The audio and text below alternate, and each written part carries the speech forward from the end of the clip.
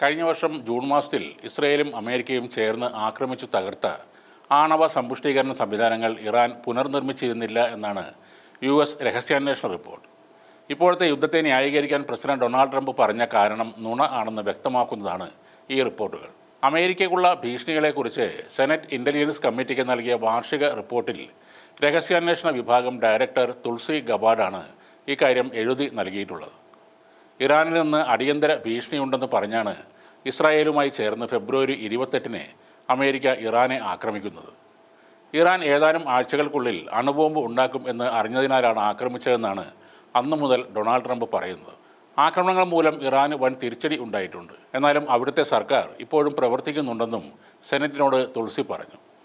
ഇപ്പോഴത്തെ സർക്കാർ നിലനിന്നാൽ നഷ്ടമായതെല്ലാം അവർ വീണ്ടും നിർമ്മിക്കുമെന്നും തുൾസി പറയുന്നു. അതോടൊപ്പം അമേരിക്കയുടെ സുരക്ഷയ്ക്ക് ഏറ്റവും വലിയ ആണവ ഭീഷണി ഉയർത്തുന്ന രാജ്യങ്ങളുടെ പട്ടികയിൽ പാകിസ്ഥാനെയും ഉൾപ്പെടുത്തിയിരിക്കുകയാണ് തുൾസി ഗബാർഡ്.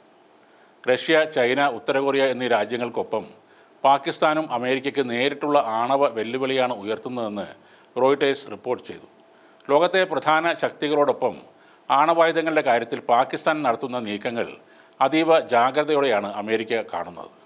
അന്താരാഷ്ട്ര ഭീകരവാദ ബന്ധങ്ങളും രാഷ്ട്രീയ അസ്ഥിരതയും നിലനിൽക്കുന്ന പാകിസ്ഥാൻ്റെ കയ്യിൽ ആണവായുധങ്ങൾ ഇരിക്കുന്നത് ആഗോള സുരക്ഷയ്ക്ക് തന്നെ ഭീഷണിയാണെന്ന സൂചനയാണ് തുൾസി ഗബാർഡിൻ്റെ ഈ പ്രസ്താവന നൽകുന്നത്. അമേരിക്കൻ ഇൻ്റലിജൻസ് ഏജൻസികളുടെ തലപ്പത്തുള്ള തുൾസി ഗബാർഡിൻ്റെ ഈ വെളിപ്പെടുത്തൽ പാകിസ്ഥാൻ ഭരണകൂടത്തെയും സൈന്യത്തെയും വലിയ പ്രതിരോധത്തിലാക്കിയിരിക്കുകയാണ്. റഷ്യയും ചൈനയും തങ്ങളുടെ ആണവശേഷി വർദ്ധിക്കുമ്പോഴും പാകിസ്ഥാൻ്റെ ആണവായുധ ശേഖരം വിശ്വസിക്കാൻ കൊള്ളാത്ത ആളുകളുടെ കൈകളിൽ എത്തുമോ എന്ന ആശങ്കയാണ് അമേരിക്ക പങ്കുവെക്കുന്നത്.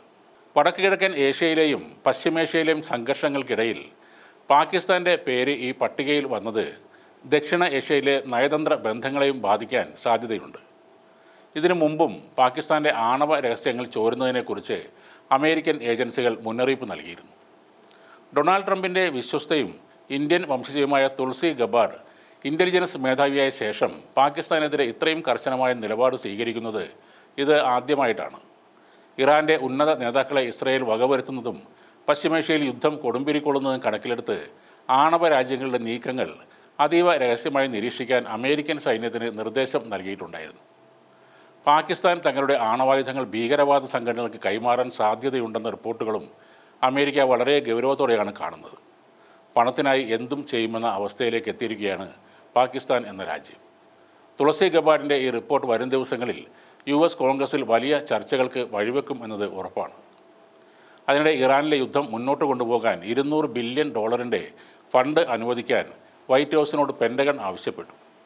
എന്നാൽ അമേരിക്കയുടെ ചരിത്രത്തിലെ തന്നെ ഏറ്റവും വലിയ ഈ തുകയ്ക്ക് അംഗീകാരം നൽകുന്നതിനെതിരെ US കോൺഗ്രസിൽ ജനപ്രതിനിധികളുടെ ഭാഗത്തു നിന്നും കടുത്ത എതിർപ്പുണ്ടാകുമെന്നാണ് സൂചന. US കോൺഗ്രസിൽ ഈ ഫണ്ട് പാസാക്കിയെടുക്കുക എന്നത് ട്രംപ് ഭരണകൂടത്തിന് വലിയ വെല്ലുവിളി തന്നെ ആയിരിക്കും. അമേരിക്കൻ ജനതയ്ക്കിടയിൽ യുദ്ധത്തിന് കാര്യമായ പിന്തുണ ലഭിക്കാത്ത സാഹചര്യത്തിൽ ഡെമോക്രാറ്റുകൾ ഈ സൈനിക നീക്കത്തെ ശക്തമായി വിമർശിക്കുന്നുണ്ട്. റിപ്പബ്ലിക്കൻ പാർട്ടിക്ക് ഈ ഫണ്ട് അനുവദിക്കുന്നതിൽ അനുകൂല നിലപാടാണെങ്കിലും സെനറ്റിൽ ബിൽ പാസ്സാകാൻ ആവശ്യമായ 60 വോട്ടുകൾ എന്ന കടമ്പ എങ്ങനെ മറികടക്കും എന്നത് ഇപ്പോഴും വ്യക്തമല്ല. യുദ്ധത്തിൻ്റെ ആദ്യ ആഴ്ചയിൽ തന്നെ അമേരിക്കയ്ക്ക് $1100 കോടി ചെലവായിരുന്നു. ഇപ്പോൾ പെൻറ്റഗൺ പുതിയതായി ആവശ്യപ്പെട്ട ഫണ്ടിനോട് പ്രതിരോധ മന്ത്രാലയമോ വൈറ്റ് ഹൗസോ ഇതുവരെ ഔദ്യോഗികമായി പ്രതികരിച്ചിട്ടുമില്ല.